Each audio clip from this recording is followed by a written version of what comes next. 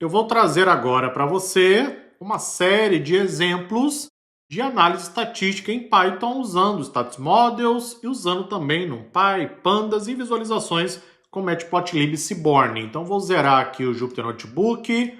Observe que aqui na parte de cima não tenho nenhuma linha de código, então você pode começar a execução a partir daqui, primeiro instalando o pacote Watermark, para criar uma marca d'água com as versões dos demais pacotes. Aqui eu tenho as importações, então vou usar NumPy, Pandas, Stats Models. Veja que eu vou dar um apelido carinhoso para o módulo de API, vou chamar de SM. Para o módulo de fórmula API, eu vou chamar de SMF.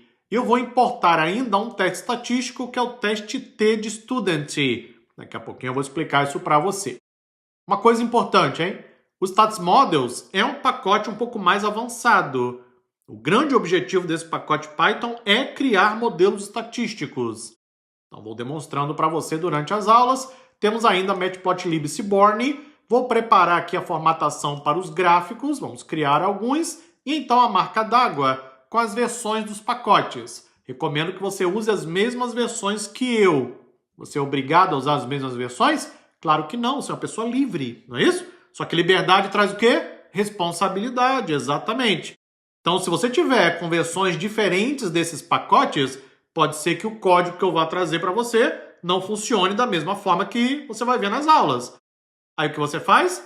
Você vai até a documentação oficial, verifica o que mudou em uma outra versão do pacote e ajusta o código conforme necessário. Ou então usa as mesmas versões que eu estou usando. Para instalar um pacote, tem aqui o comando para você.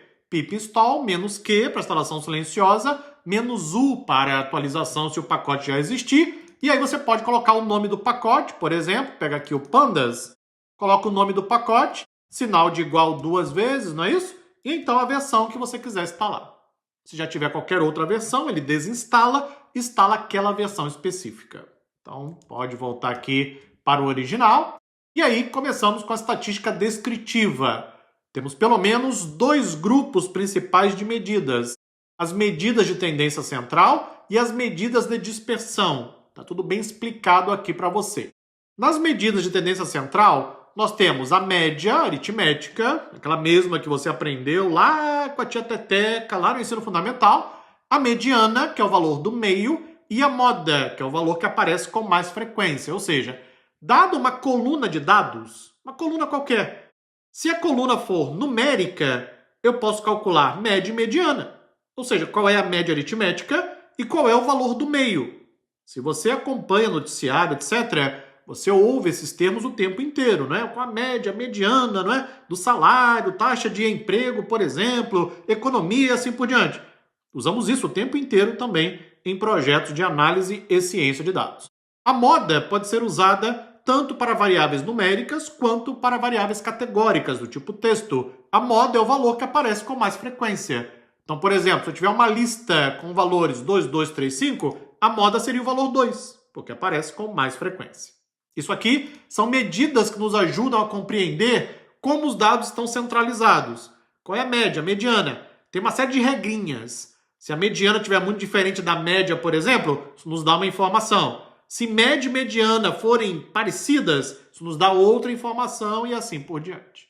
Em vários momentos, usaremos também as medidas de dispersão para avaliar quão distante da média estão os valores. Então, eu consigo, a partir daí, extrair uma série de informações.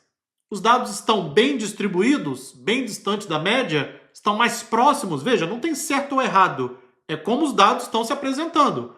Se estiverem mais distantes da média ou mais próximos, nós temos uma série de análises que podemos fazer em cima disso, incluindo a análise de outliers. Os outliers são medidos com base no desvio padrão, por exemplo.